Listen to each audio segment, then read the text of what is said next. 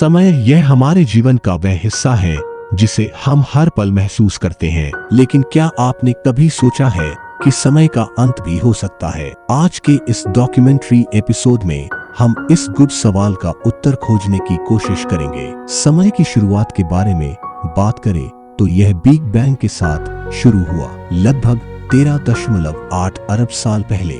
जब ब्रह्मांड अस्तित्व में आया तभी समय की घड़ी भी चलनी शुरू हुई। लेकिन क्या यह घड़ी हमेशा चलती रहेगी या एक ऐसा पल भी आएगा जब यह रुक जाएगी? यह सवाल खगोलविदों, वैज्ञानिकों और दार्शनिकों के लिए सबसे बड़ी पहेलियों में से एक है। समय का अध्ययन करना आसान नहीं है। समय केवल घड़ियों में नहीं चलता, यह पूरे ब्रह्मांड के ताने बाने में बुना हुआ है। आइंस्टाइन के रिलेटिविटी थ्योरी ने हमें यह सिखाया कि समय और स्थान एक दूसरे से जुड़े हुए हैं। इस सिद्धांत के अनुसार समय और स्थान तब अस्तित्व में आए जब ब्रह्मांड ने बिग बैंग के साथ विस्तार शुरू किया। लेकिन जैसे जैसे ब्रह्मांड का विस्तार हो रहा है, क्या समय के स्वरूप में भी बदलाव आ रहा है? समय के अंत के सवाल को समझने के लिए हमें ब्रह्मांड के भविष्य के बारे में जानना होगा। वैज्ञानिकों के पास इसके लिए कई सिद्धांत हैं और इनमें से हर एक समय के अंत की संभावना को अलग तरह से देखता है। पहला सिद्धांत है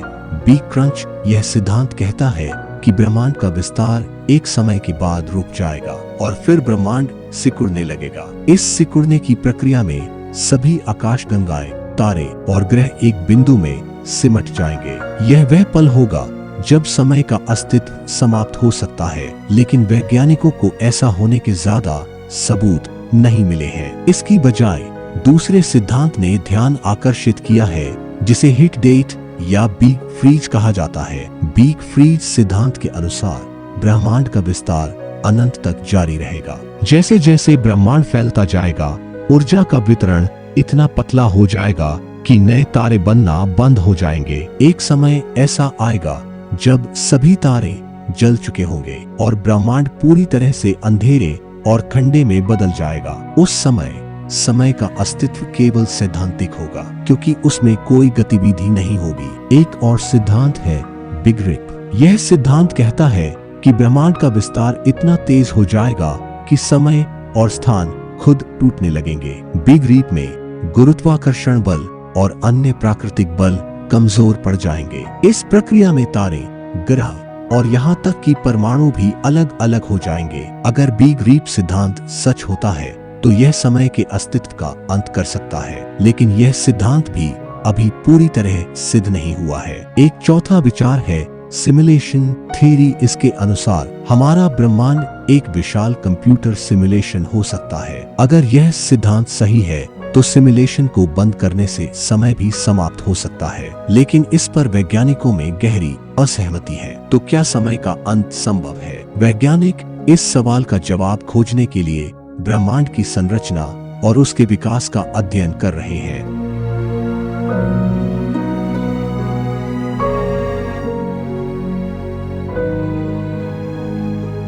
ब्रह्मांड में डार्क एनर्जी की भूमिका इस सवाल के जवाब में अहम हो सकती है। डार्क एनर्जी वह बल है जो ब्रह्मांड के विस्तार को तेज कर रही है। अगर डार्क एनर्जी का प्रभाव बढ़ता है तो बिग रीप या बिग फ्रीज जैसी स्थितियां संभव हो सकती है।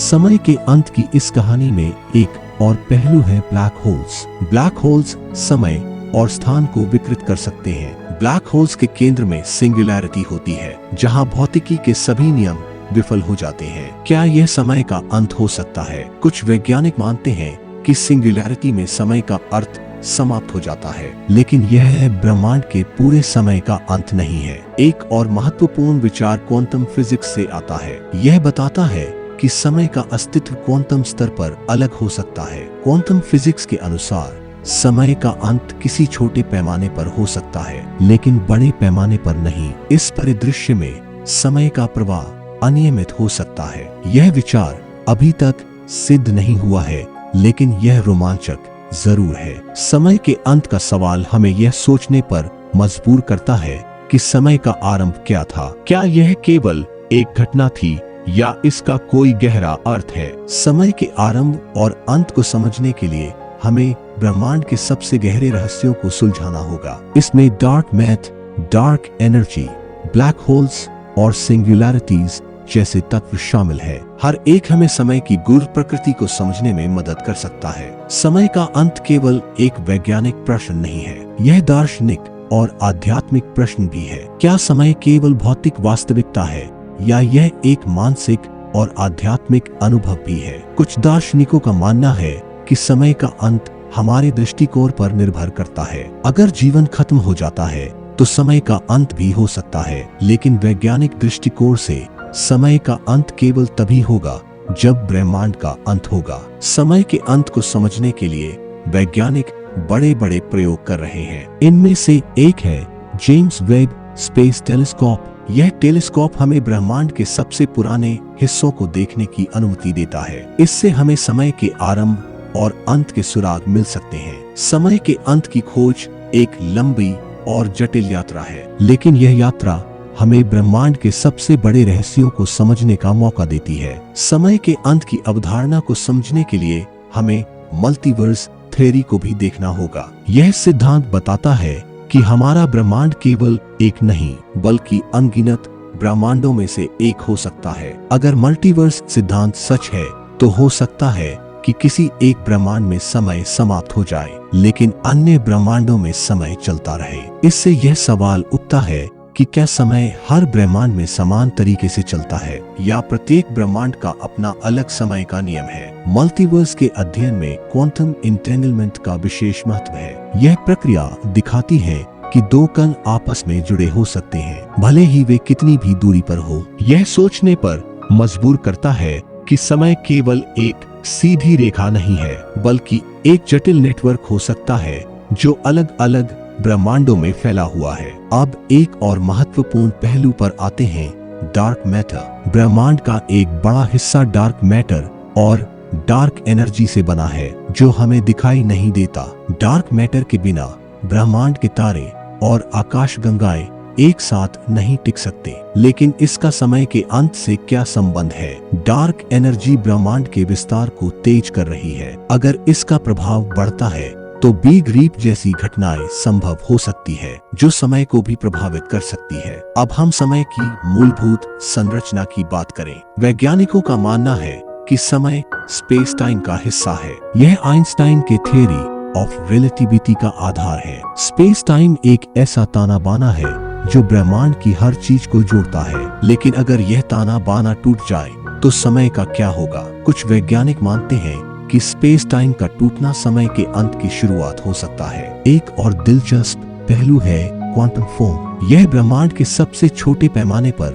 मौजूद होता है और बताता है कि समय और स्थान स्थिर नहीं है बल्कि अनियमित है। क्वांटम फोम की यह अस्थिरता यह दिखा सकती है कि समय केवल एक भ्रम हो सकता है। अगर समय भ्रम है तो इसका अंत भी केवल हमारी समझ का एक हिस्सा हो सकता है। अब बात करते हैं सेकंड लॉ ऑफ थर्मोडायनामिक्स की। यह नियम कहता है कि समय हमेशा आगे की ओर चलता है क्योंकि एंट्रोपी या अव्यवस्था बढ़ती रहती है। अगर एंट्रोपी का स्तर ब्रह्मांड में एक समय पर स्थिर हो जाए तो समय का प्रवाह भी रुक सकता है। इसे थर्मल इक्विलिब्रियम कहते हैं। थर्मल इक्विलिब्रियम के इस विचार को समझने के लिए वैज्ञानिक ब्रह्मांड में एनर्जी डिस्ट्रीब्यूशन का अध्ययन कर रहे हैं। अब सवाल यह है कि समय के अंत का इंसान और जीवन पर क्या प्रभाव होगा? अगर समय समाप्त होता है तो क्या चेतना भी समाप्त हो जाएगी? यह सवाल हमें दार्शनिक सोच की ओर ले जाता है। कुछ दार्शनिक मानते हैं